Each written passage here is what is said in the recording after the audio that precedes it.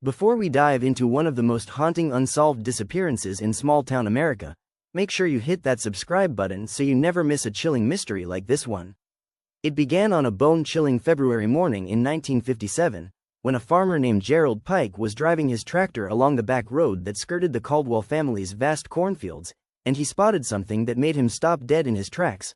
An old pickup truck sitting crooked at the edge of the road, its driver's side door wide open, the engine off, and frost gathering on the hood as if it had been there all night.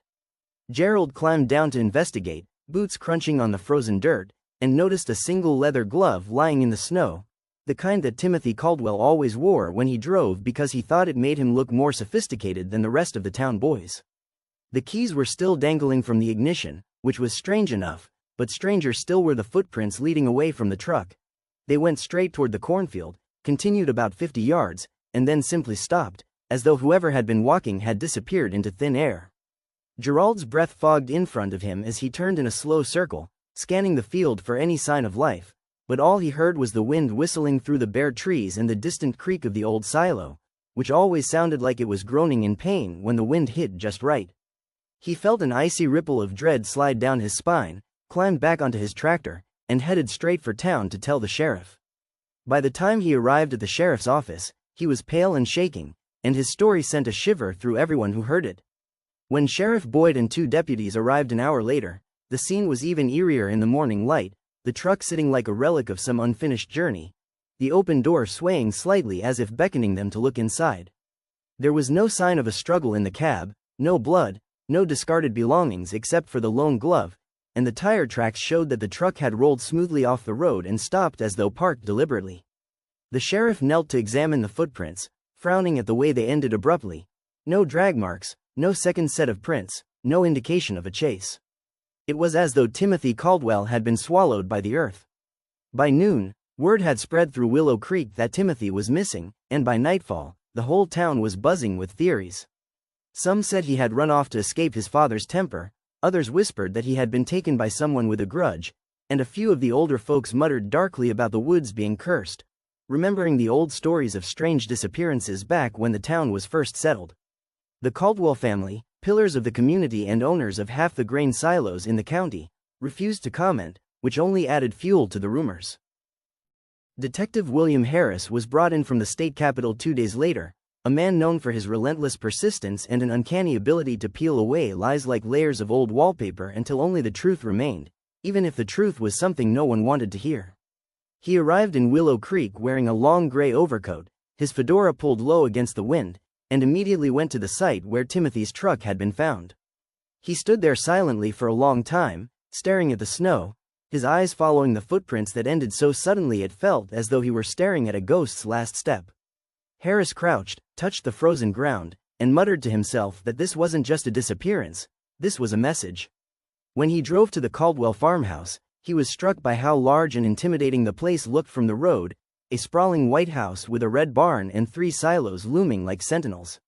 Charles Caldwell, Timothy's father, greeted him with a handshake that was almost a challenge, his jaw set, his eyes sharp as if daring Harris to accuse him of something. Inside, Harris noticed the air smelled faintly of smoke, as though a fire had been put out recently, and he spotted a stack of charred papers still smoking in the fireplace. When he asked about them, Charles said they were just old ledgers, but the timing was suspicious. At the kitchen table, Harris asked about Timothy's mood in recent days, and got nothing but vague answers. He had been restless, he had been secretive, he had been talking crazy about leaving. Harris noted every hesitation, every sideways glance between Charles and his wife, Margaret, whose hands trembled as she stirred sugar into her tea. Leaving the farmhouse, Harris began canvassing the town, and what he heard made his instincts hum with the electric tension that only came when he was on the edge of a breakthrough. Several townspeople reported seeing Timothy arguing with Richard Green, the mechanic who had once been Timothy's closest friend, outside the feed store just 3 days before he vanished. Witnesses said the argument was about money and something Timothy had threatened to reveal, something that would destroy the Caldwell's standing in the town. Harris found Richard and questioned him at the station, where the man sat hunched over, rubbing the back of his neck, eyes darting around as if looking for an escape.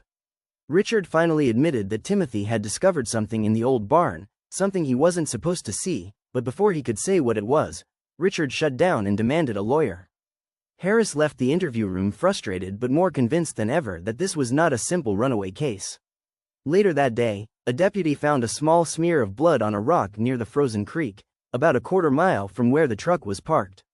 The blood matched Timothy's type. The news spread fast, and by nightfall, the town was in a state of quiet panic. Harris stood by the creek, staring at the water and listening to the groan of the ice, and made himself a promise. Whatever secrets the Caldwell family and the rest of Willow Creek were hiding, he was going to drag them into the light, no matter who it hurt. The next morning, Detective Harris rose before dawn, the weight of the previous day pressing on him like the heavy frost that coated the ground outside his rented room at the local boarding house, and drove straight to the old barn that Richard had mentioned.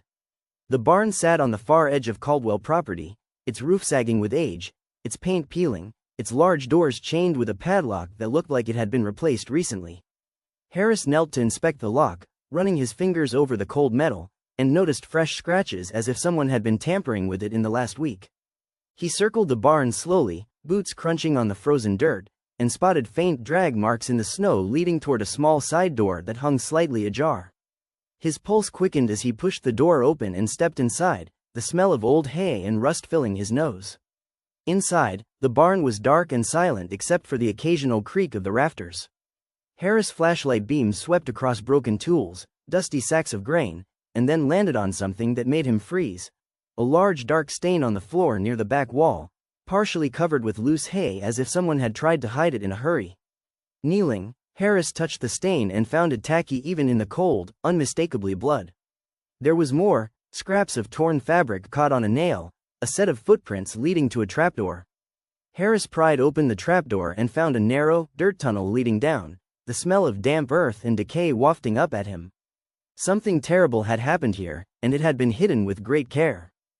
Shaken but determined, Harris called in his deputies to secure the scene and began combing through every inch of the barn, collecting samples, photographing everything, and marking evidence with careful precision. As word spread through Willow Creek about the discovery, townsfolk began gathering at the Caldwell property, whispering in clusters, their breath fogging in the icy air. Some said Timothy had been murdered and buried right there on his own family's land. Others said the Caldwells were involved in something darker, smuggling, bootlegging, or worse. Harris returned to the farmhouse to confront Charles Caldwell, but the patriarch met him on the porch with a cold glare and refused him entry, saying that no lawman was going to tear apart his home on the basis of gossip and bloodstains. The tension between them was palpable, a clash of wills, the old guard of Willow Creek standing firm against the relentless force of an outsider. That night, Harris sat in his small room, staring at his notes, piecing together a picture that was starting to look more like a conspiracy than a simple crime. The barn, the burned papers, the argument with Richard, the smear of blood by the creek. They were all connected, but how? Somewhere in this web of secrets was Timothy, alive or dead, and Harris swore he would not rest until he uncovered the truth, no matter how deep he had to dig or how many powerful names he had to challenge. The following day, Detective Harris went to the county records office, determined to learn everything he could about the Caldwell family, and what he uncovered was like opening a trunk full of moth-eaten ghosts. The Caldwells had been in Willow Creek for over a century, one of the founding families, their name attached to half the town's landmarks, Caldwell Mill, Caldwell Road, Caldwell Park, but their history was riddled with curious gaps. Harris pored over yellowed ledgers and brittle newspaper clippings, finding mention of a Caldwell son who had gone missing in 1923 under similarly strange circumstances, never found, and whose case had quietly been closed after a few weeks. There were also reports of land disputes, feuds with neighboring farmers, and at least 2 accusations of violent assaults that had mysteriously disappeared from the record before trial. Harris felt a chill creep up his spine as he realized that this family had been dodging scandal for generations, quietly sweeping problems under the rug, and perhaps Timothy had stumbled upon one of those old skeletons in the closet, literally or figuratively. That night, Harris returned to the barn site under cover of darkness, crouching by the trapdoor again and shining his flashlight into the tunnel, half expecting to see movement. He felt like he was standing on top of something big, something buried that the entire town wanted to keep hidden. The next morning, Harris questioned Margaret Caldwell again, this time away from her husband, catching her as she was hanging laundry in the biting cold wind. She seemed nervous, glancing toward the house as though afraid Charles might appear, and when Harris gently asked if she thought Timothy was still alive, her eyes welled with tears. She whispered that Timothy had been asking too many questions about the family's past, that he had found something in the barn, was threatening to go to the police. When Harris pressed her for details, she said something cryptic. "There are things in this family that were never meant to come to light, detective. If Timothy's gone, it's because he wouldn't let them stay buried." Before she could say more, the screen door slammed and Charles came striding out, face red, ordering Harris off his property. Harris left, but Margaret's words echoed in his mind like the tolling of a church bell. This was no longer just a missing persons case. This was a battle between truth and a legacy built on secrets. The detective knew he had to move fast before more evidence was destroyed, or before someone else disappeared. That night, Harris returned to the barn with 2 deputies and a lantern, determined to see where that tunnel led before anyone had a chance to cover it up. The air was bitterly cold, their breath fogging in the dark, the crunch of snow under their boots unnaturally loud in the silence. Harris pried open the trapdoor and lowered himself into the narrow tunnel, his lantern casting long, jittery shadows against the dirt walls. The tunnel smelled of earth and rot, damp and claustrophobic, as though it hadn't been disturbed in decades, yet there were fresh scuff marks on the floor, proof someone had been down here recently. They followed the tunnel for what felt like hours, bent almost double, until they reached a chamber about 10 feet across. There, Harris' lantern illuminated something that made every man freeze. A crude wooden box half buried in the dirt, its lid cracked open, and inside lay a bundle of old bones wrapped in what looked like burlap. Nearby was a smaller bundle, fresher, with a scrap of fabric that matched the flannel shirt Timothy had been wearing the day he vanished. One deputy swore softly under his breath and crossed himself. Harris crouched by the bones, heart hammering, taking in the sight. This was no animal carcass. These were human remains, long hidden. As they searched the chamber, they found more: rusted tools, an old lantern, a broken watch, and what looked like a ledger book, its pages yellowed but still legible. Harris carefully opened it and found names written in neat handwriting, dates going back decades, and amounts of money, as if it were a record of debts, payoffs, or something even more sinister. One of the last entries read simply, "Timothy, Feb." Harris' stomach twisted. Whatever was going on here wasn't just family business. This was systematic, deliberate.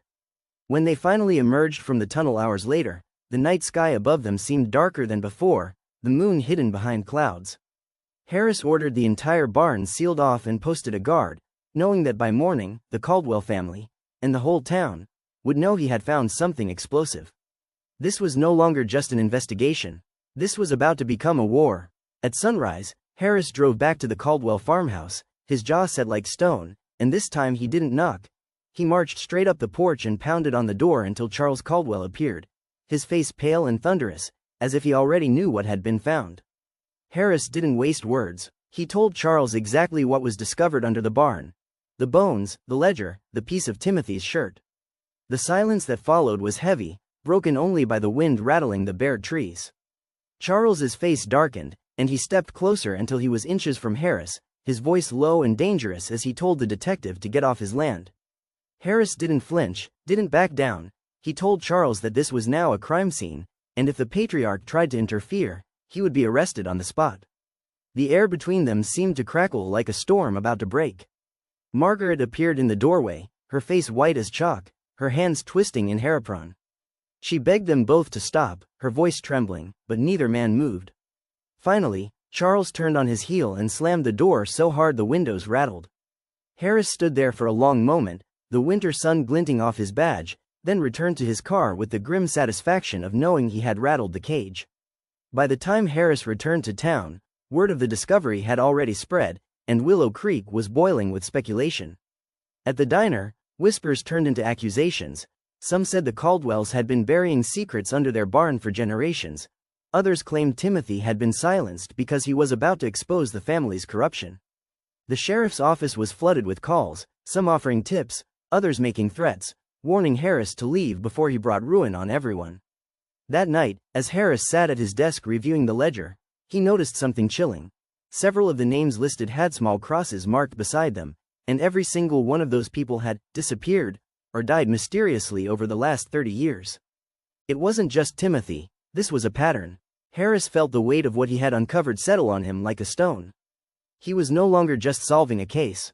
He was dismantling a dynasty, and he knew there would be consequences. That night, Long after the streets of Willow Creek had gone quiet, Detective Harris sat in his room at the boarding house, the ledger open on the table, the single bulb overhead casting a yellow cone of light across the worn pages. He was tracing the names with his finger when he heard it, a faint creak on the porch outside. He froze, listening. Then came the sound of boots on the wooden steps, slow and deliberate. Before he could reach the door, a heavy thud landed against it, and he heard something metallic clatter on the floor. When he opened the door, there was no one there, only the bitter wind whipping through the night. Lying on the floorboards was a dead crow with its wings splayed and its beak wrapped in a strip of flannel that matched Timothy's shirt. Harris felt his stomach twist. This wasn't just a warning, it was a promise. Someone wanted him gone. He stepped out into the yard, scanning the shadows, but saw nothing except the faint glow of a cigarette far down the road before it winked out. The next morning, his car wouldn't start. When the mechanic towed it into town and opened the hood, they found the brake lines had been cut clean through. Harris stood there, jaw tight, knowing exactly what this meant. Someone was willing to kill him to keep him from digging any deeper.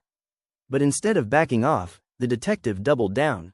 He ordered round-the-clock surveillance on the Caldwell property, increased patrols near the barn, and began interviewing the oldest residents of Willow Creek, the ones who had been around long enough to remember the missing Caldwell boy from 1923. What they told him sent chills down his spine. That boy had been found, they said, but not alive, and the whole thing had been hushed up by Charles's father. The implication was clear. The Caldwells had been hiding violence under a veneer of respectability for generations. Harris knew he was getting close to the heart of something rotten, and that meant whoever was pulling the strings was about to get desperate. 2 nights later, Harris returned to the Caldwell barn under the cover of darkness, accompanied by only one deputy he trusted completely, Deputy Mills. The sky was moonless, the fields stretching out like an ocean of black, and the barn loomed ahead like the mouth of some sleeping beast. Harris pried open the trapdoor once again, lantern in hand, and descended into the tunnel with Mills following close behind. They made their way to the chamber where the bones had been found, this time searching every corner, every loose board, every scrap of fabric. In the far corner, half buried under loose soil, Harris' hand struck something hard. He dug with his fingers until he uncovered an old tin box. Inside were photographs, black and white, grainy, some so old they were curling at the edges.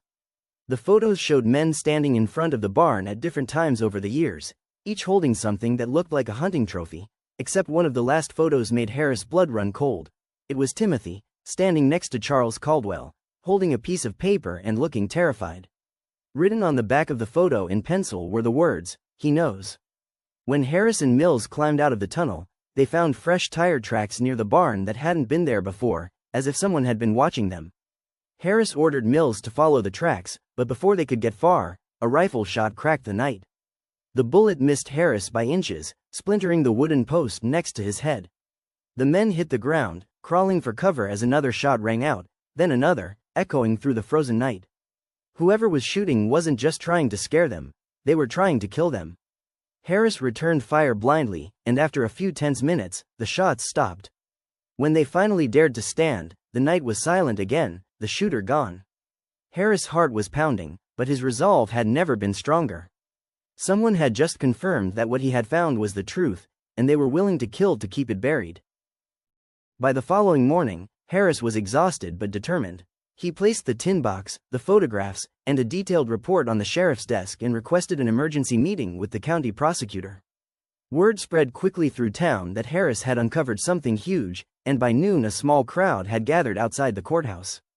When the prosecutor, a cautious man named Franklin Pierce, examined the photos, his face drained of color.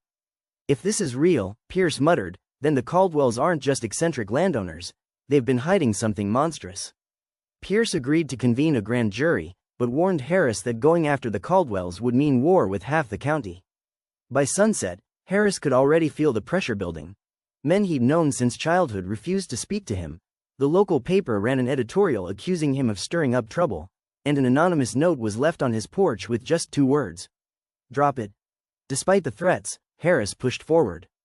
Witnesses were summoned, including old farmhands who had worked for the Caldwells decades ago, and many of them broke down crying as they recounted strange disappearances, nighttime screams, and orders from Charles Caldwell to keep their mouths shut. Each testimony was like adding fuel to a fire that now raged across the community. Some residents thanked Harris for finally exposing the truth, while others spat at him in the street, claiming he was destroying the reputation of a family that had built this town. Late one night, a fire broke out at Harris' office, destroying years of case files. Harris barely escaped with the tin box of evidence, clutching it to his chest as the flames roared behind him. It was clear now. Someone wasn't just trying to intimidate him, they were trying to erase the truth entirely. On the third night after the fire, Harris made his decision: this would end tonight. He saddled his horse and rode through the mist to the Caldwell estate, the great house rising like a dark cathedral against the pale starlight. The last living Caldwell, Richard, was said to be inside, and Harris intended to confront him face to face. The front gate stood open, swinging slightly as if inviting him in, though no one was visible. Harris dismounted, lantern in one hand, revolver in the other, and crossed the long gravel drive. The house was silent except for the creaking of the porch boards under his boots. Inside, the parlor was lit by a single oil lamp, and in the chair beside the fire sat Richard Caldwell, his face thin and pale, as if carved from wax. "You've been digging where you shouldn't," Richard said softly, his voice carrying a weight that made the hair on Harris' neck stand up. Harris laid the tin box on the table between them. "I know what you've done," he said. "The jury will know too." Richard leaned forward, the fire casting sharp shadows across his face, and for a moment Harris thought he saw fear in the man's eyes. But then Richard smiled, a slow, chilling smile that held no warmth. "You think this town wants justice?" Richard asked. "You think they want to dig up ghosts? They need us, Sheriff. Without the Caldwells, this town is nothing." Harris' hand tightened on his revolver, but he did not raise it. Richard stood, surprisingly tall for a man so thin, and stepped closer until they were nearly face to face. "You can destroy my name," Richard said, "but it will cost you everything. Your job, your friends, maybe even your life." For a long moment neither man moved, the only sound the crackle of the fire and the ticking of an old grandfather clock in the hall. Then Harris reached for the tin box, tucked it under his arm, and turned toward the door. "Then let it cost me," he said, and walked out into the night, the weight of the decision heavy but his resolve unshaken.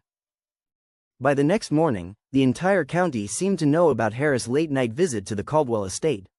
Some claimed he had arrested Richard Caldwell, others swore they heard gunshots and believed Harris had killed him, though Richard was very much alive. The gossip spread faster than wildfire, and Harris found himself under scrutiny from every direction. At the diner, conversations stopped when he walked in. At church, pews emptied when he sat down. The town he had sworn to protect was slowly turning against him, not because they doubted his discoveries, but because they feared what would happen if the truth became official. That night, someone carved a warning into his front door: "Last chance." Harris sent his family to stay with relatives in a neighboring county, knowing that whoever was behind this wouldn't hesitate to hurt them. He began sleeping in his office with his revolver within reach, waking at the smallest sound. Despite the growing danger, Harris pressed forward with the grand jury proceedings. More witnesses were called, and one of the oldest, a man nearly 80, gave testimony that shocked everyone. He claimed to have been present when Timothy Caldwell's father was murdered by Charles himself, over a dispute about money and land inheritance.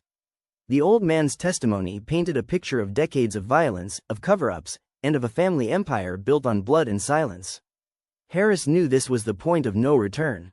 If this case went to trial, the Caldwell name would be ruined forever, and the people who had spent generations keeping the truth buried would stop at nothing to silence him. That very night, as Harris reviewed his notes by lantern light, a shot rang out and shattered the window behind him, glass spraying across the desk. He dove for cover, returning fire toward the shadowy figure outside, but by the time he got outside, the shooter had vanished into the darkness. The next morning, Harris followed the trail of bootprints left behind in the soft dirt outside his shattered office window. The tracks led him out of town and toward the edge of the Caldwell property, finally stopping near the old mill that had been abandoned for years. Harris, heart hammering, crouched to examine the prints more closely. They were fresh, made within hours. Then he spotted something caught in the weeds, a silver cufflink with the Caldwell family crest. Harris slipped it into his pocket and made his way back to town, but the discovery gnawed at him. Later that day, he quietly questioned a blacksmith who often worked for the Caldwells. The man hesitated, glanced over his shoulder, and finally confessed that he'd seen Richard Caldwell's right-hand man, a trusted farm foreman named Eli Booker, leaving town late the previous night carrying a rifle. Eli had been like an uncle to many in town, a man everyone trusted, including Harris himself, who had hunted and fished with him as a boy. That night, Harris confronted Eli in the stables behind the Caldwell house. Eli didn't deny it. He admitted to firing the shots but claimed it was only to scare Harris away, not to kill him. "You don't know what you're starting, Sheriff," Eli said, voice low, eyes tired. "If you bring all this out into the open, it won't just be the Caldwells who fall. Half this county has blood on its hands." Harris demanded to know what he meant, but Eli just shook his head and warned him to leave while he still could. Before Harris could press him further, Richard Caldwell appeared in the doorway, flanked by 2 hired men, and told Harris he was trespassing. Harris backed away slowly, hand hovering near his revolver, and left the property with the certainty that things were escalating past the point of control. That night, Harris didn't sleep. He sat at his desk with the tin box open, staring at the photos, realizing that the web of secrets stretched far wider than even he had imagined. 2 days after his confrontation with Eli, Harris received an anonymous envelope slipped under his office door. Inside was a single yellowed page torn from what looked like a very old ledger. The page contained a list of names, dates, and amounts of money paid, and at the bottom, scrawled in a rough hand, was the word, settlement. Harris stared at the page, realizing this was no ordinary accounting record. Each date matched a known disappearance from the last 50 years, and each name listed was someone who had either been a witness or a victim's relative. The implication was horrifying. The Caldwells hadn't just silenced individuals with threats, they had systematically paid off families, townsfolk, even law enforcement to keep everything quiet. Harris knew that if there was one page, there had to be a whole book somewhere, and if he could find it, it would be the nail in the coffin for the Caldwell dynasty. That night, Harris and Deputy Mills searched the Caldwell barn one final time, this time focusing on a hidden loft space above the stalls. Behind a false wall, they found a metal strongbox. Inside was the ledger, perfectly preserved despite its age. Page after page revealed the entire dark history of the Caldwell family, secret payments, lists of troublesome individuals, coded references to events that were clearly murders disguised as accidents. But what made Harris' blood run cold was seeing the names of some of the town's most respected citizens in the margins, businessmen, judges, even the former sheriff. This wasn't just a Caldwell family secret, it was a conspiracy that had allowed an entire network of powerful people to benefit from the violence and silence surrounding the farm for decades. Harris realized that exposing this would not just destroy the Caldwells, it would tear the entire town apart. Harris sat alone in his office, the ledger open before him, the lamplight flickering across the pages like some accusing spirit. Every name, every number, every carefully penned note felt like a whisper from the past demanding justice. But with each page he turned, Harris also saw the faces of people he knew. The man who owned the feed store, the preacher who had baptized his children, the judge who had sworn him in as sheriff. If this ledger became public, it wouldn't just be the Caldwell family who fell, it would destroy the entire fabric of the community. Harris wrestled with the thought all night, his mind replaying the threats, the gunshots, the fire that nearly killed him. He knew if he released this evidence, the people who had spent their lives protecting these secrets would have nothing left to lose, and that made them more dangerous than ever. By dawn, Harris made his decision. He would take the ledger to the state capitol himself, bypassing the local courts entirely. It was the only way to ensure the evidence didn't disappear on its way to trial. He packed the ledger in a satchel, strapped on his revolver, and saddled his horse. As he left town, he noticed curtains twitching, shadowy figures watching from porches, whispers following him down the street. Word had already spread, somehow, they knew what he had. By the time Harris reached the county line, he heard hoofbeats behind him. A group of riders appeared on the ridge, silhouetted against the rising sun. It was Eli Booker leading them, rifle across his saddle. Harris spurred his horse forward, the satchel bouncing against his hip, knowing this was no longer about the law. This was about survival. The morning air was sharp and cold as Harris pushed his horse to full speed, hooves thundering down the dirt road, each stride sending up clouds of dust that clung to the back of his coat. The riders behind him fanned out like wolves, their shouts carried on the wind, the sound of their horses growing louder with every passing second. Harris ducked low in the saddle as a rifle cracked, the bullet whizzed past his ear and splintered a fence post ahead. He veered off the main road, cutting through a pasture, his horse leaping over a low stone wall as the riders followed, relentless. Another shot rang out, this one grazing Harris' shoulder, tearing his coat but missing bone. Gritting his teeth, Harris yanked the reins and led his horse into a narrow wooded trail, hoping to lose them among the trees. The branches whipped at his face, tearing his hat away, but he pressed on, clutching the satchel tight. The forest seemed to close in around him, the hoofbeats echoing through the trees, but Harris knew these woods better than any man alive. He doubled back through a dry creek bed, forcing the riders to scatter, and managed to buy himself a few precious minutes. At the far edge of the woods, he dismounted and crouched behind a fallen log, revolver drawn, waiting. When the first rider appeared, Harris fired, the man tumbling from the saddle. Chaos erupted, horses reared, men shouted, and gunfire cracked through the morning stillness. Harris used the confusion to slip away, remounting and galloping hard toward the next town where he could catch a train to the capital. His shoulder throbbed with pain, his lungs burned, but he didn't dare stop. The ledger felt heavier than ever, as though the weight of generations was pressing down on him, but Harris knew that if he faltered now, everything, every risk, every drop of blood spilled, would have been for nothing. By the time Harris reached the outskirts of the next town, the sun was high and sweat stung his eyes. His shoulder ached from the bullet graze, his shirt stiff with dried blood, but he forced himself onward until he saw the train station ahead, its platform bustling with travelers and porters hauling crates. Relief was short-lived. Across the platform, leaning casually against a post, was Eli Booker, rifle slung over his shoulder, flanked by two other riders from the posse. They had beaten him there. Harris reined in his horse, heart-pounding, and quickly steered around to the freight yard, hiding among the stacked barrels. He knew he couldn't simply ride onto the platform. Eli would see him and the ledger would be gone. Harris scanned the crowd until he spotted a young telegraph boy heading toward the baggage car. Harris dismounted, grabbed the boy by the arm, and pressed a silver dollar into his hand. "Get this satchel to the conductor," he whispered, "and tell him it's evidence bound for the state capitol. He still keep it locked in his private car." The boy's eyes widened, but he nodded, sprinting off before Harris could change his mind. Moments later, Harris stepped out onto the platform, revolver hidden under his coat, and locked eyes with Eli. For a long, tense moment, neither man moved. Eli finally took a step forward, his voice calm but cold. "You don't have to do this, Sheriff," he said. "Turn around, go home. Nobody else has to die." Harris didn't answer. The whistle of the departing train was already echoing down the tracks, the satchel safely aboard. Eli's expression changed when he realized what Harris had done, and his hand shot toward his rifle. Harris drew first, firing a shot that struck the wooden post inches from Eli's head. Chaos erupted on the platform as bystanders screamed and scattered. Harris used the commotion to leap onto the rear car's ladder as the train began to move, clinging to the iron rungs as the town and the posse fell away behind him. The wind roared in his ears, his heart hammering, but for the first time in weeks, Harris felt a spark of hope. The evidence was on its way, and there was nothing the Caldwells could do to stop it now.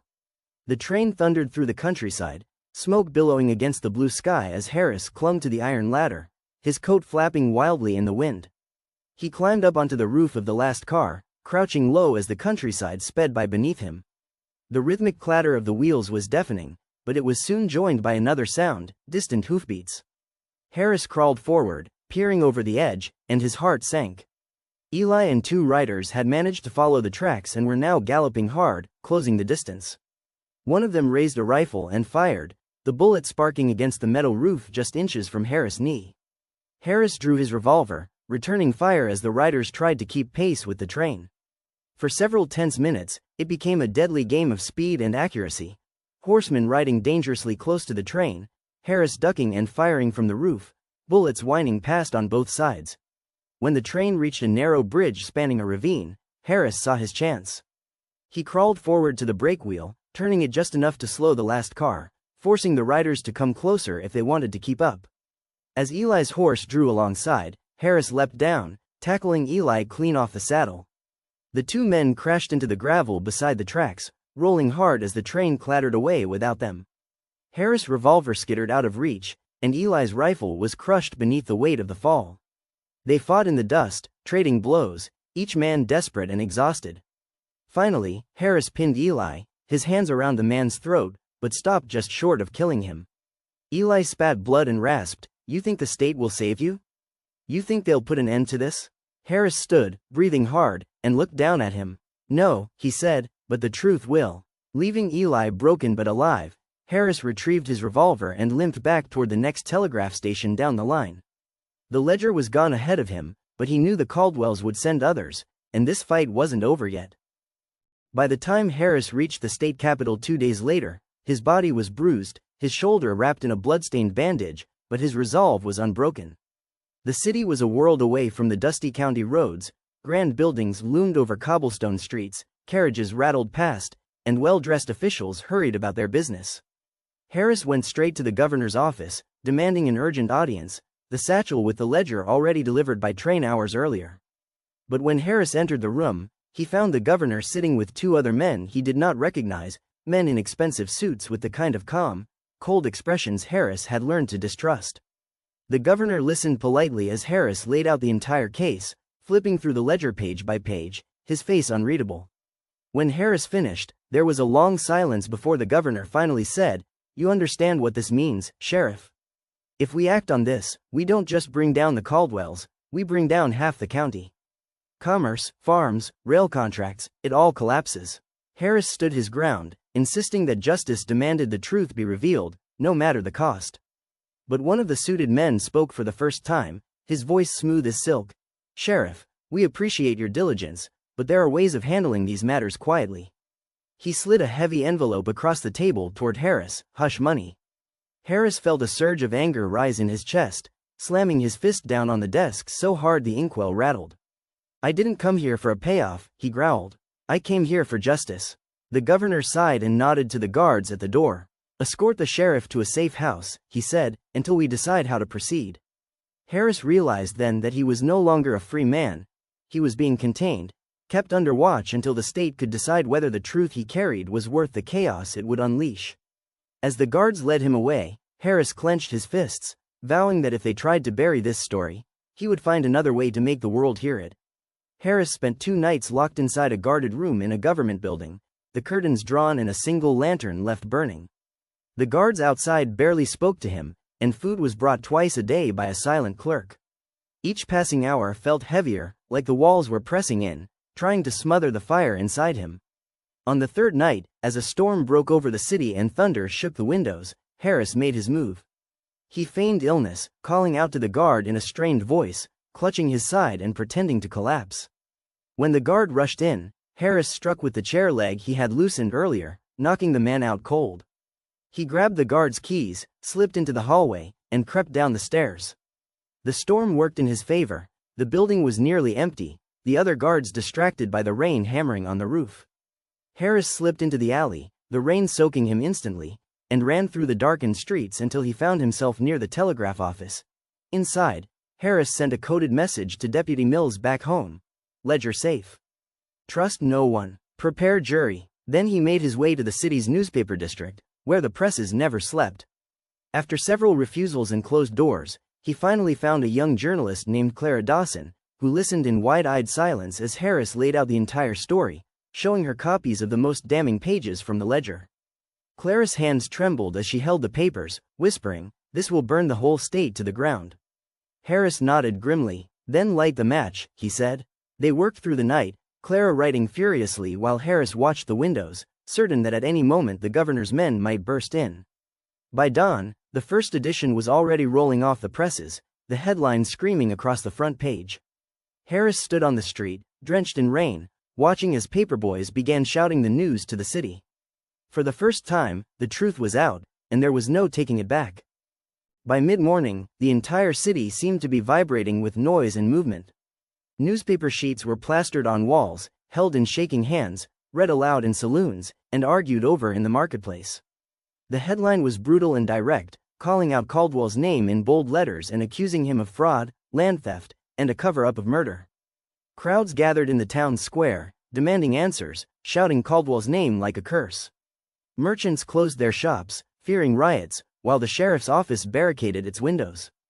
Harris, standing on a rooftop with Clara, could hear the chant echoing like a drumbeat across the streets, "Justice! Justice!" The governor's mansion sent riders into the city with proclamations calling the newspaper story treasonous lies, but every attempt to silence the presses only made the people angrier. For the first time in years, Caldwell's loyal allies looked nervous, retreating from public view, their fancy carriages hidden behind locked gates. Meanwhile, back in the Caldwell estate, panic reigned. Servants whispered that the master of the house had locked himself in his study, pacing furiously, tearing papers, and shouting orders to no one. His wife wept behind closed doors, terrified of what might come next. Caldwell's men rode into town, trying to buy up every remaining copy of the newspaper, but it was too late. The story had spread faster than wildfire, carried by travelers, telegraphed to other towns, and reprinted by rival presses who smelled blood in the water. Harris and Clara knew that this was only the beginning. He won't just sit there and let this destroy him, Clara warned, her voice low.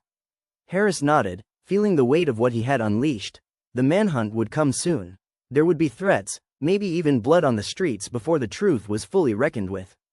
But as the bells rang in the courthouse tower and the square filled with protesters, Harris felt something he hadn't felt in years.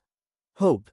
As the sun set that night, Caldwell finally emerged from his study, his face pale but his eyes burning with a murderous calm. He summoned his most loyal enforcers, a half-dozen hard men who had worked for him since the early days of his rise, and gave a single order: "Bring me Harris. Alive if you can, dead if you must." The riders left under cover of darkness, galloping toward the city, spreading fear as they went. Meanwhile, Harris and Clara had taken refuge in an abandoned printing warehouse on the edge of town, listening to the distant sound of hoofbeats. Clara kept writing, documenting every new development, while Harris checked the revolver he had borrowed from Deputy Mills. He knew it wouldn't be long before Caldwell's men found them. Across the city, posters suddenly appeared on walls offering a reward for Harris' capture, labeling him a traitor and fugitive. The effect was immediate. Some townsfolk turned hostile, afraid of being caught on the wrong side of power, while others hid Harris' allies, smuggling food and information to the warehouse. One night, a young boy brought Harris a note written in shaky handwriting. "They know where you are. Leave tonight." Harris and Clara packed what they could carry and slipped into the streets, moving through back alleys as torches and search parties combed the city. At one point, they hid in a church, kneeling in the pews as Caldwell's men barged in, questioning the priest. Harris could hear his own heartbeat echoing in the silence, every muscle tense as he waited to be discovered. Somehow, they escaped, slipping out the back just as a storm rolled in, washing away their tracks. They fled toward the outskirts, heading for Mills's farm, where Harris hoped to regroup and plan their next move. Every step felt like a gamble. One wrong turn, one pair of watching eyes, and everything would end in blood. Harris and Clara arrived at Mills's farm just before dawn, their clothes soaked and their faces streaked with mud. Mills was waiting for them, lantern in hand, a rifle slung over his shoulder. "You cut it close," he muttered, ushering them inside the barn. Inside, Harris finally let himself collapse onto a bale of hay, breathing hard. Mills had already gathered a small circle of trusted men and women from the town, blacksmiths, farmhands, a schoolteacher, even the town's midwife, all of them people who had suffered under Caldwell's corruption. Harris spread out the remaining ledger pages on a rough wooden table, showing them the evidence again. One by one, the townsfolk nodded grimly, their resolve hardening. Mills spoke first. "If we let him crush this story, he'll own us forever. We fight now, or we live as his cattle." The room buzzed with quiet determination. Clara began drafting a second story, even more explosive, promising to publish the rest of the ledger if Caldwell didn't step down. But Caldwell was far from stepping down. His writers returned to the estate that evening, empty-handed, and the man's fury was terrible to witness. He doubled the reward for Harris, offered gold to anyone who would betray his location, and sent word to nearby towns to prepare militia support, grimly, their resolve hardening. Mills spoke first. "If we let him crush this story, he'll own us forever. We fight now, or we live as his cattle." The room buzzed with quiet determination. Clara began drafting a second story, even more explosive, promising to publish the rest of the ledger if Caldwell didn't step down. But Caldwell was far from stepping down. His writers returned to the estate that evening, empty-handed, and the man's fury was terrible to witness.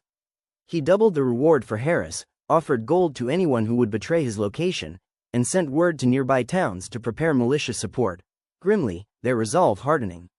Mills spoke first. "If we let him crush this story, he'll own us forever.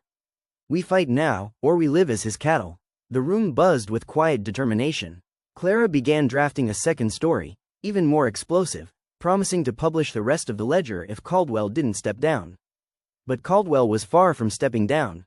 His riders returned to the estate that evening, empty-handed, and the man's fury was terrible to witness. He doubled the reward for Harris, offered gold to anyone who would betray his location, and sent word to nearby towns to prepare militia support. By nightfall, strangers began appearing in the city, rough men with rifles, camping in the square, drinking in the saloons, their eyes scanning the crowd for any sign of Harris. Meanwhile, Harris and his allies were turning Mills's barn into a fortress, stockpiling food and weapons, posting lookouts on the hills. Clara kept the press running in secret, smuggling out pamphlets that stirred the city even further. The divide was now unmistakable. Some houses flew Caldwell's banner, while others lit candles in their windows as a sign of silent support for Harris. It was no longer just a scandal, it was becoming an uprising. Caldwell's patience had run out. By the next morning, he rode out with a small battalion of his most loyal enforcers, all mounted on black horses and armed to the teeth, their polished rifles gleaming in the early sun. The town held its breath as word spread. Caldwell was coming for Harris, and he would not be denied. Harris and Mills had anticipated this, but the scale of the assault exceeded anything they had imagined. From the hills surrounding the farm, lookouts reported dozens of riders advancing in tight formation, dust clouds trailing behind them like storm fronts.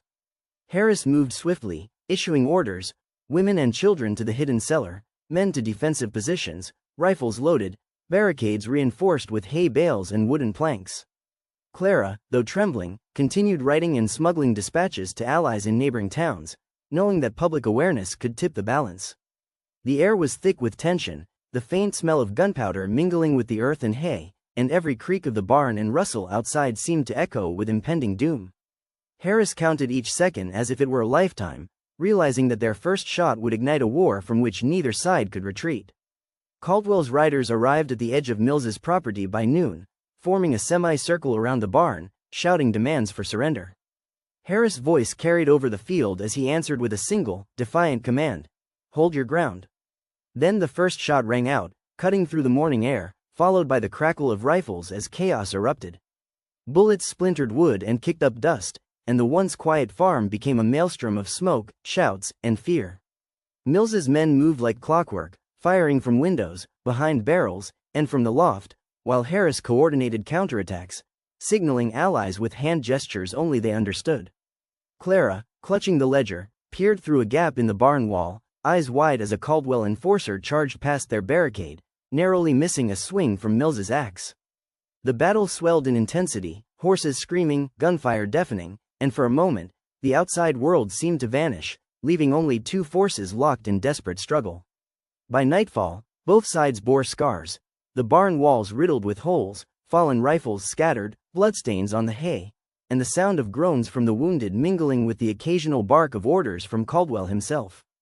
And yet, despite the chaos, Harris and his allies had held the barn.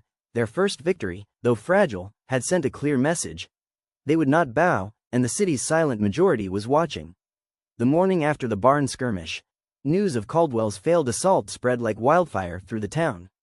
Whispers turned into conversations in every saloon, market stall, and blacksmith shop. The story of Harris and Mills holding the farm against Caldwell's riders became legend by noon. Candles flickered in windows, a silent signal of solidarity, while small crowds gathered in alleys, trading rumors and sharing hope. Harris, exhausted but resolute, convened his core group in the loft of Mills's barn. The ledger lay open before them, a tangible map of corruption and betrayal, each entry a call to arms. Clara had printed dozens more pamphlets overnight, distributing them through secret channels, under doors, in market baskets, slipped into pockets. Each pamphlet carried the same urgent message: the city's people had been lied to, oppressed, and it was time to reclaim their voice. Mills, ever the strategist, outlined the next steps: coordinate with sympathetic townsfolk, sabotage Caldwell's supply lines, and maintain the farm as an unbreachable stronghold. The room hummed with energy, a mixture of fear and determination, as every man and woman present understood the stakes. They were no longer just hiding, they were leading an insurgency.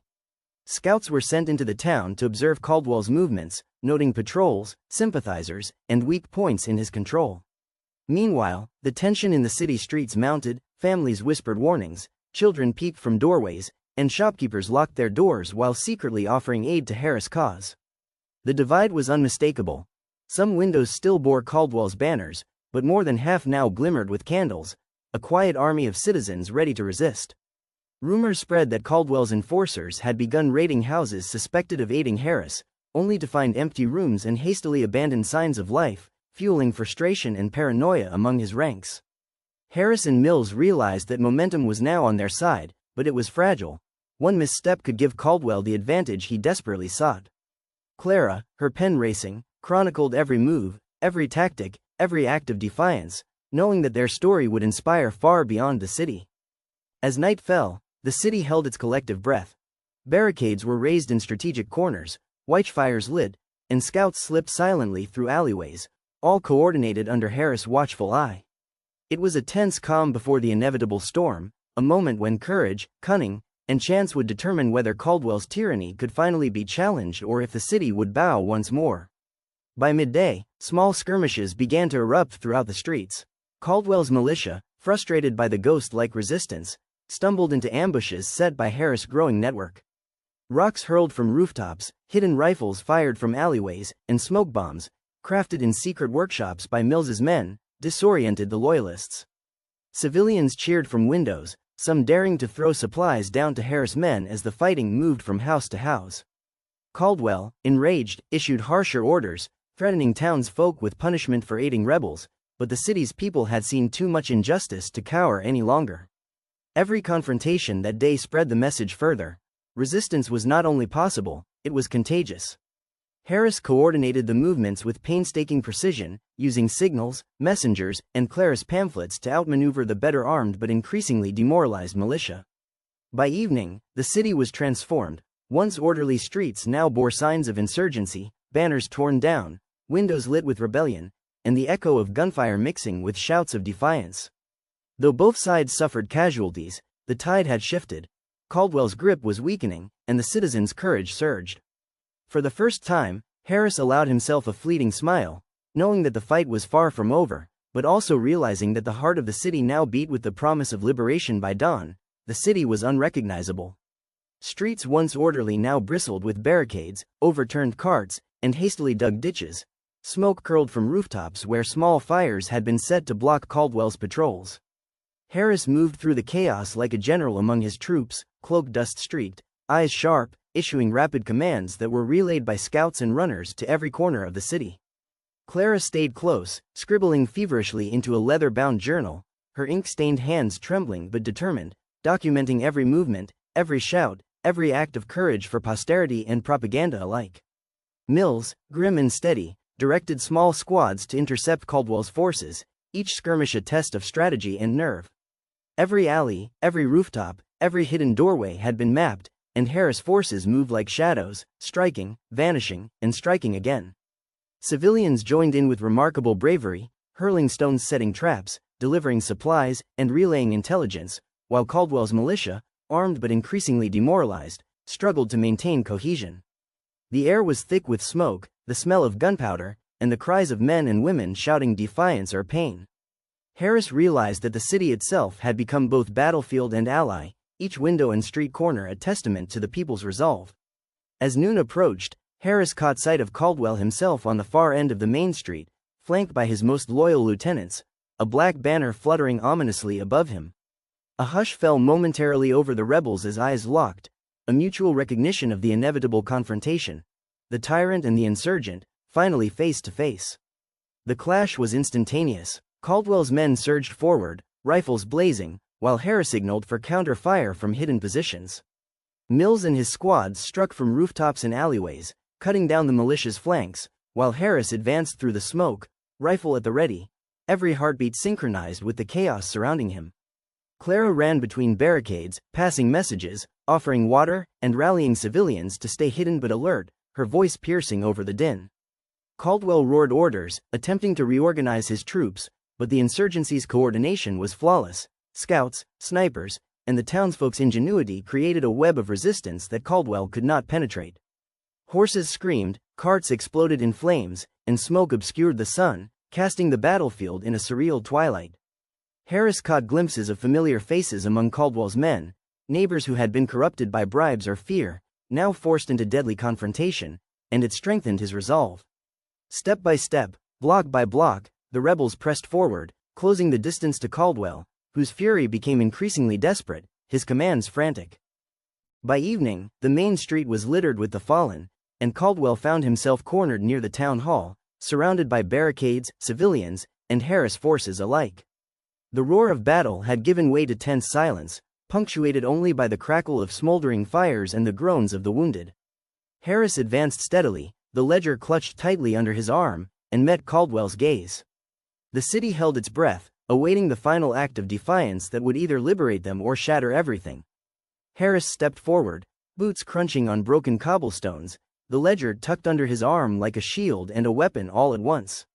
Around him, the city held a tenuous silence, the smoke from fires hung in the air like a gray curtain, and the cries of battle had dwindled to scattered groans and the occasional shout of a desperate fighter. Caldwell, standing atop the remnants of the town hall steps, glared down at Harris, his black coat flapping in the wind, eyes glittering with rage and disbelief. "So, you dare show your face here?" Caldwell spat, voice echoing over the square. "Do you really think you can defy me and survive?" Harris met his gaze evenly, scanning the man who had ruled through fear, bribery, and brutality, and felt a strange mix of anger, determination, and clarity. "I'm not just surviving," Harris said, voice steady but carrying over the hushed square, "I'm ending your reign. This city belongs to its people, not you." Around them, Mills's men held positions, rifles raised, eyes trained on Caldwell's remaining enforcers, while civilians peered from behind barricades, children clinging to parents, everyone aware that the outcome of this confrontation would determine the fate of their town. The ledger, open to the pages that documented every corrupt act, glinted in Harris' hand, a tangible record of Caldwell's crimes, proof that the tyrant's empire was built on lies and exploitation. Caldwell sneered and drew a pistol, a single shot intended to intimidate, but Harris had anticipated this. He dove to cover behind a toppled cart just as the bullet splintered wood inches from his head. Chaos erupted again, rifles cracking, smoke flaring, and Caldwell's remaining men attempting to push forward, only to be met with a wall of determined townsfolk and strategically positioned sharpshooters. Harris used the distraction to advance, moving from cover to cover, signaling Mills and others to flank Caldwell from both sides. Clara, her voice sharp with urgency, guided civilians to move supplies and cover fallen fighters, while still documenting everything. Step by step, Harris closed the distance to Caldwell, who now found himself isolated atop the steps, outnumbered and outmaneuvered. The final standoff crackled with tension. Caldwell's pistol waved wildly, fury etched into every line of his face, while Harris leveled a rifle with precise calm, the city holding its collective breath. And then, with a deliberate, commanding motion, Harris raised the ledger high for all to see, shouting so that every eye could read the proof of Caldwell's crimes. "This ends now," he cried. The roar of the crowd erupted, as citizens realized the tyrant's power was nothing but paper and fear, and Caldwell's resolve, once absolute, began to crumble. Cornered, exposed, and facing undeniable truth, Caldwell's empire of intimidation finally faltered, and the first real crack in his authority split open, sending a ripple of hope surging through the city. Caldwell fell to his knees, the pistol slipping from his trembling hands, clattering against the cobblestones. His black coat was torn, dust and soot streaking his once pristine attire, and for the first time, he seemed small, human, and utterly defeated. Harris stepped closer, the ledger still clutched tightly, its pages a testament to every lie, bribe, and act of cruelty Caldwell had committed. The townspeople, emerging from their hiding places, cautiously surrounded the steps, eyes wary but alight with a newfound sense of empowerment. Mills and his men secured the remaining enforcers, disarming them and binding them with ropes scavenged from barns and workshops. Clara approached, her hands shaking slightly as she held out the ledger, her voice steady but charged. "The truth is here, Caldwell. It cannot be ignored, it cannot be destroyed. The city will see justice, and so will you." Caldwell's eyes flicked from the ledger to the crowd, realizing that his reign of fear had ended not with fire and blood, but with the relentless determination of ordinary people wielding evidence, courage, and solidarity. The air felt heavy with tension and anticipation, the aftermath of battle leaving smoke curling into the sky and the faint smell of gunpowder lingering in every street, yet a quiet sense of relief began to spread among the citizens.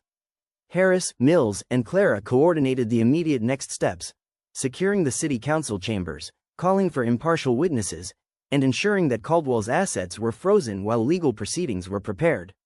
People who had been silent for years now spoke, sharing stories of intimidation, coercion, and corruption, their voices finally united against the man who had ruled them with fear. Children peeked curiously from windows, and shopkeepers cautiously reopened stores, placing signs of solidarity with Harris' movement. The city, scarred but alive, was waking from decades of oppression.